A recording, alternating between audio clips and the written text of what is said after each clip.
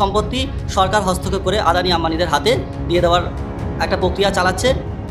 ওয়াকাফ অ্যামেন্ডমেন্ট বিলে যেটা এসেছে যে ওয়াকাফ অ্যামেন্ডমেন্ট এই কমিটিতে দুজন করে অমুসলিম সম্প্রদায়ের মানুষ থাকবেন, কিন্তু আর্টিকেল 14 বলছে ইকুয়ালিটি বিফোর ল, সবাই সমান অধিকার, সবাই সমান। আর্টিকেল 15, 25, 26, 300 এই সমস্ত ধরনের সংবিধানের আর্টিকেলগুলোকে অমান্য করে ক্ষমতার জোরে সংখ্যার ওপর জোর দিয়ে উনি এই বিলটা পাস করে নিয়েছেন। এই বিল ভারতবাসী কেউ মেনে নেবেন না, কারণ আমরা জানি যে দেবত্ব সম্পত্তির ওপর মুসলিমরা বা খ্রিস্টানরা বা শিখরা কেউ সদস্যপদ হয় না, বা তাদেরকে নেওয়া হয় না, বা তারা হতে যাবে কেন, তাদের ওটা ব্যক্তিগত সম্পত্তি। ঠিক তেমনই ওয়াকাফ সম্পত্তির ওপর অন্য ধর্মের মানুষ কেন আসবে?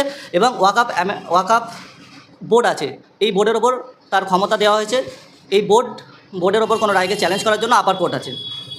তো এখানে উনি কি বলবেন? উনি হচ্ছেন আরএসএস বা বিজেপি যেটা চাইছেন, ওনার উদ্দেশ্য ঠিক সেরকমই। আজকে আমরা দেখেছি কিছুদিন আগে ঢোলা থানার ভিতরে আবু সিদ্দিক হালদারকে এত পরিমাণ মারা হয়েছে, সে তার দুদিন পরে মৃত্যু হয়েছে। বারুইপুর জেলের ভিতরে 4 জন মুসলিম ছেলেকে পিটিয়ে হত্যা করা হয়েছে। মেদিনীপুরে 2019 সালে দলিত 2 ছেলেকে পিটিয়ে হত্যা করেছে বজরং বা আরএসএস দলের ছেলেরা। আজও পর্যন্ত সেই 2 দলিত ছেলের মা তার বিচার পায়নি, তার পক্ষে কেউ সাক্ষী দিতে পারেন না। এনারা হচ্ছেন, এই মুখ্যমন্ত্রী হচ্ছেন এই দলিত আদিবাসী মুসলিম এই পিছিয়ে পড়া মানুষের ইনি শত্রু। ইনি কোনোদিনই এনাদের কাজে আসেনি। প্রয়োজন হলে দিল্লিতে গিয়েও আন্দোলন করব। যে ওয়াকাফ অ্যামেন্ডমেন্ট বিলের মাধ্যমে যে পূর্বপুরুষরা মুসলিম ধর্মের মানুষরা তাদের যাদের জায়গা জমি বেশি ছিল, ছেলে মেয়ে কম ছিল, বা তাদের অতিরিক্ত যে জায়গা, তারা মুসলিম ধর্মের জনসাধারণের উন্নতি প্রকল্পের জন্য তারা আল্লাহর হস্তে ওয়াকাফ করে গিয়েছিলেন, দান করে গিয়েছিলেন এই সম্পত্তি যে সরকার হস্তক্ষেপ করতে চাইছে, এটা কেউ মেনে নিতে চাইছে না। আপামর মুসলিম এবং দলিত আদিবাসী হিন্দু শিখ খ্রিস্টান বৌদ্ধ সবাই এটা কেউ মেনে নিতে চাইছেন না। কারণ আজকের যদি মুসলিম ধর্মের একটা প্রাইভেট ব্যক্তিগত সম্পত্তি যদি হস্তক্ষেপ করা হয়, আগামীকাল শিখদের বা খ্রিস্টান চার্চের বা হিন্দু ধর্মের মানুষদের দেবত্ব সম্পত্তির ওপর যে সরকার হস্তক্ষেপ করবে না, তার কি কোনো গ্যারেন্টি আছে? কেউ গ্যারেন্টি দিতে পারবেন না। আজকে কৃষকদের থেকে জমি কেড়ে নিয়ে আদানি আম্বানিদের হাতে তুলে দেওয়া হচ্ছে, এবং এইটাই আমাদের এখানে ধারণা ক্লিয়ার হচ্ছে যে এই সম্পত্তি সরকার হস্তক্ষেপ করে আদানি আম্বানিদের হাতে দিয়ে দেওয়ার একটা প্রক্রিয়া চালাচ্ছে।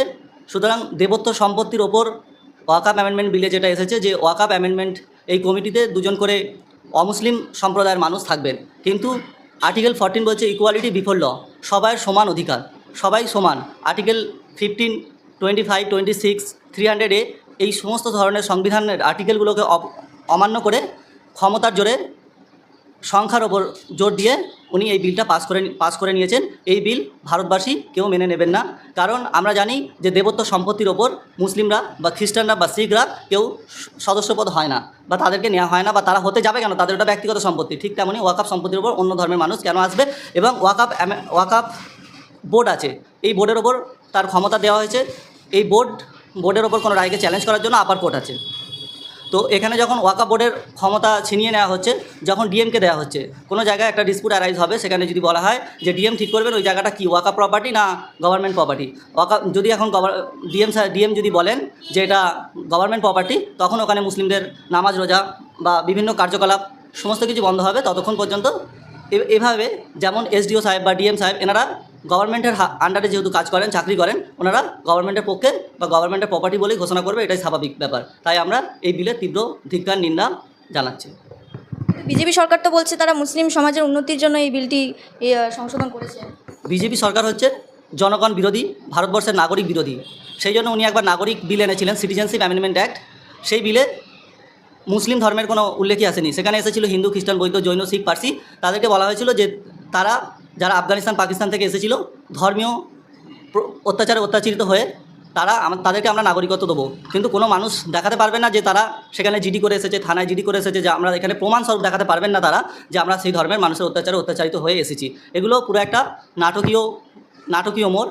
আমরা দেখেছি কৃষকরা কিভাবে আত্মহত্যা করছে, আগুন জ্বালিয়ে নিজেদের শরীরে পুড়িয়ে দিচ্ছে। কালকেও দেখলাম উত্তরপ্রদেশে একটা সরকারি দপ্তরের সামনে একজন মহিলা নিজের গায়ে আগুন লাগিয়ে নিজেকে হত্যা করার চেষ্টা করছে, সে বিচার না পেয়ে। সুতরাং ভারতবর্ষের জনগণ দেখছেন যে এই বিজেপি সরকার জনগণ বিরোধী সরকার। এরা কোনোদিন শুধু মুসলিমদের উন্নয়ন কেন চাইবে, এরা ভারতবর্ষের মানুষের, সেই জন্য আজকে কৃষকদের বিরুদ্ধে বিল এনেছিলেন। সেই কৃষি বিল রিজেক্ট হয়েছে বা ফেরত চলে যায়, কার্যকারী প্রভাবিত হয় না।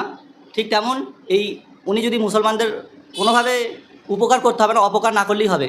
আমরা দেখতে পাচ্ছি কেন সারা ভারতবর্ষের মানুষ দেখতে পাচ্ছে দলিত, আদিবাসী এবং মুসলিমদের কী পরিমাণে লিঞ্চিং হয়ে তাদেরকে হত্যা করা হচ্ছে।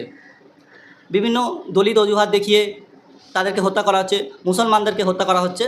বিভিন্ন জায়গায়, কোথায় হরিয়ানায় বলা হচ্ছে যে তারা সাংবিধানিক মৌলিক অধিকার, তার ধর্মীয় চারণ তার বাড়ির ছাদে করতে পারবে না। এগুলো তো আরএসএসের বিজেপি এভাবে করছে, এটা সমস্ত ভারতবাসী দেখতে পাচ্ছে।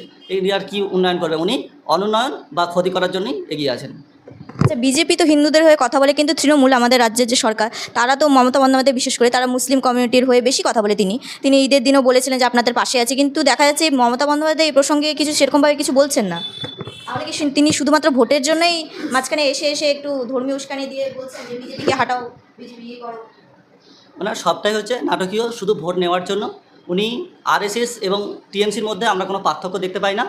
উনি দেখছেন যে এখন মুসলিমরা ভোট দিচ্ছে, এই ভোটটাকে নেওয়ার জন্য উনি যা যা বলার সবগুলোই বলছেন। মানুষ বলা একরকম ব্যাপার, কার্যক্রিয়া একরকম, দুটো জিনিস আলাদা। এই মানে 2025 সালেও উনি ঈদে একদিন ছুটি ছিল, যেমন পরের দিনে আমরা শ্রীরামপুর কোর্টে গিয়েছিলাম, কোর্ট খোলা ছিল, কিছু কিছু জায়গা বন্ধ, কিছু জায়গা খোলা। এটা এক মানে নাটকীয় মোড়। উনি সমস্ত জনগণের থেকে, পশ্চিমবাংলার জনগণের থেকে, হিন্দু, খ্রিস্টান, বৌদ্ধ, জৈন, শিখ, পার্সি, সবার থেকে, আরও বিভিন্ন ধর্মের ভাষাভাষীর মানুষ, ধর্মের মানুষ এখানে বাস করেন, তাদের থেকে ট্যাক্স নিচ্ছেন। তাদের থেকে ট্যাক্স নিয়ে কী করছেন?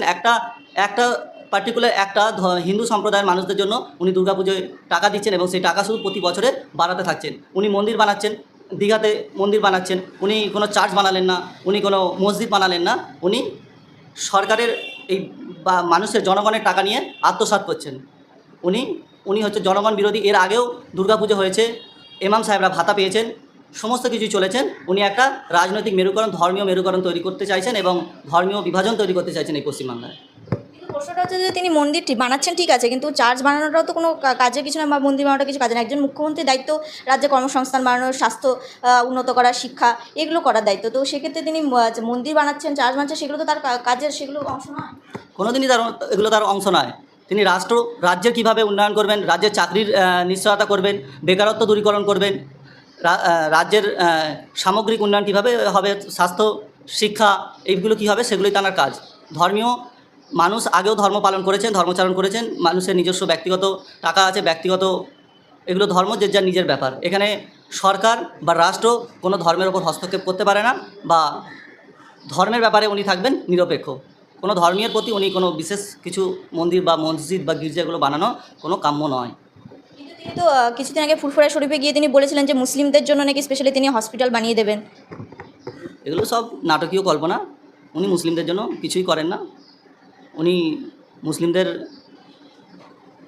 না করেছে চাকরির দিকে এগিয়েছে, না করেছে মাদ্রাসা কমিশনে টিচার বাড়িয়েছে। উনি খালি ভোট নেওয়ার জন্য একটা মিথ্যা প্রতিশ্রুতি, ভোট এলে মিথ্যা প্রতিশ্রুতি দেয়, আর ওগুলো জানে যে ফুরফুরা শরীফের মতন জায়গায় দিলে মানুষ বেশি আমাকে বিশ্বাস করবে। এই হচ্ছে নাটকীয় অবস্থা। বিলটি যে পাশ হলো কালকে লোকসভায়, তো এরপরে কিন্তু মমতা বন্দ্যোপাধ্যায় সেরকম কোনো প্রতিক্রিয়া দেখাননি। তিনি বলছেন যে তিনি মুসলিমদের পাশে আছেন, অথচ একটা মুসলিম সম্প্রদায় এরকম একটা সমস্যার সম্মুখীন হয়েছে, কিন্তু তিনি কিছু বলছেন না। উনি কি বলবেন? উনি হচ্ছেন আরএসএস বা বিজেপি যেটা চাইছেন, ওনার উদ্দেশ্য ঠিক সেরকমই। আজকে আমরা দেখেছি কিছুদিন আগে ঢোলা থানার ভিতরে আবু সিদ্দিক হালদারকে এত পরিমাণ মারা হয়েছে, সে তার দুদিন পরে মৃত্যু হয়েছে। বারুইপুর জেলের ভিতরে 4 জন মুসলিম ছেলেকে পিটিয়ে হত্যা করা হয়েছে। মেদিনীপুরে 2019 সালে দলিত 2 ছেলেকে পিটিয়ে হত্যা করেছে বজরং বা আরএসএস দলের ছেলেরা। আজও পর্যন্ত সেই 2 দলিত ছেলের মা তার বিচার পায়নি, তার পক্ষে কেউ সাক্ষী দিতে পারে না। এনারা হচ্ছেন, এই মুখ্যমন্ত্রী হচ্ছেন এই দলিত, আদিবাসী, মুসলিম, এই পিছিয়ে পড়া মানুষের ইনি শত্রু। ইনি কোনোদিনই এনাদের কাজে আসেনি। আচ্ছা, তো মুখ্যমন্ত্রী তো তাহলে মুসলিম সম্প্রদায়ের পাশে আছে শুধু বলছেন, বিজেপিও মুসলিম বিরোধী কথাবার্তাই বলে থাকেন। তো আপনারা যে আজকে জমায়েত করলেন, তো এইটাকে পরবর্তীতে এগিয়ে নিয়ে যাওয়ার জন্য কী পদক্ষেপ গ্রহণ করছেন? আমরা পরবর্তীতে, আমাদের এটা প্রথম স্টার্টিং হলো, এরপরে আমরা আবারও বৃহত্তর আন্দোলনে নামবো। আমরা প্রয়োজন হলে দিল্লিতে গিয়েও আন্দোলন করব।